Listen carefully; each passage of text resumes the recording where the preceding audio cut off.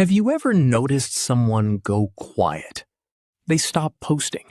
They stop explaining themselves. They stop announcing what they're working on. And then, months later, they come back, and something about them is just different. We tend to assume healing looks dramatic. A breakdown, a breakthrough, a big public turning point.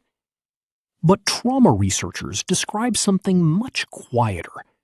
Psychiatrist Bessel Kolk, who spent decades studying trauma survivors, found that real recovery often happens far away from any audience, inside the nervous system, long before it ever shows up as a visible change. Sometimes the person healing the most is the one saying the least about it. Here are 5 psychological patterns behind people who are healing from trauma in silence. 1. They stop performing their progress.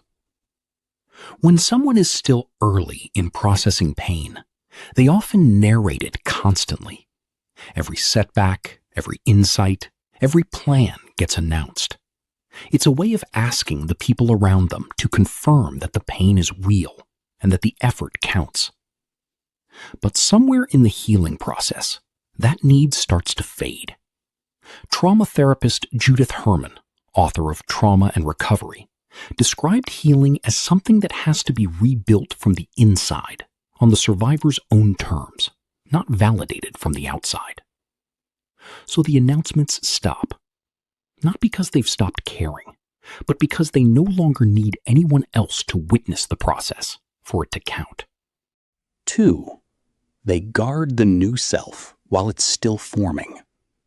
A person rebuilding after trauma is, in a very real sense, rebuilding a nervous system. New responses to stress, new tolerance for calm, new instincts about who is safe. That's fragile territory. If it's exposed too early to doubt, to old relationships, to someone who liked the old version better, it can collapse before it sets. So people protect it instead. They go quiet about the changes they're making, until those changes are steady enough to survive contact with the outside world. They aren't hiding. They're letting something new finish forming before anyone gets to test it. 3. Regulation replaces explanation. Early trauma responses are loud, panic, shutdown, the urge to explain or defend yourself before anyone even asks.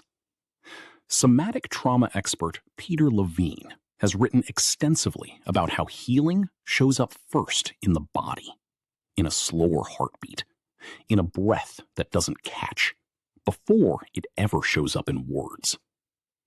So instead of explaining themselves, they regulate themselves. They learn what helps their body feel safe, and they do that quietly, repeatedly, without narrating it to anyone. The explanation was never the healing. The regulation was. 4.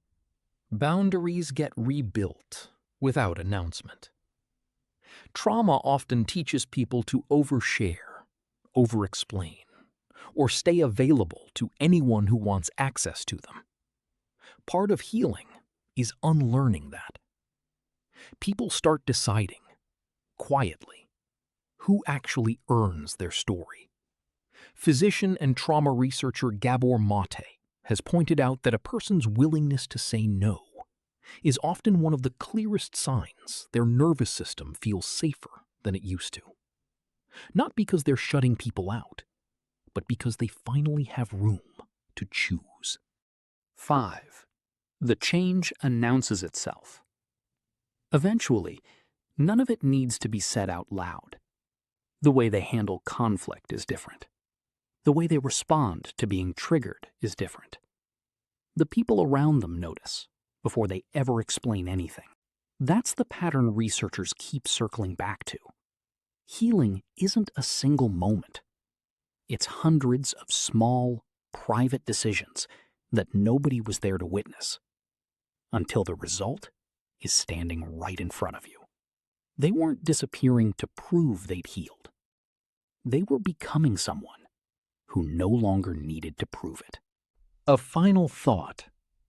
If understanding the psychology behind healing, behavior, and human connection is something you value, subscribe to the channel. The more you understand the mind, the more you understand what's really happening beneath the surface, even in the people who look like they're doing just fine.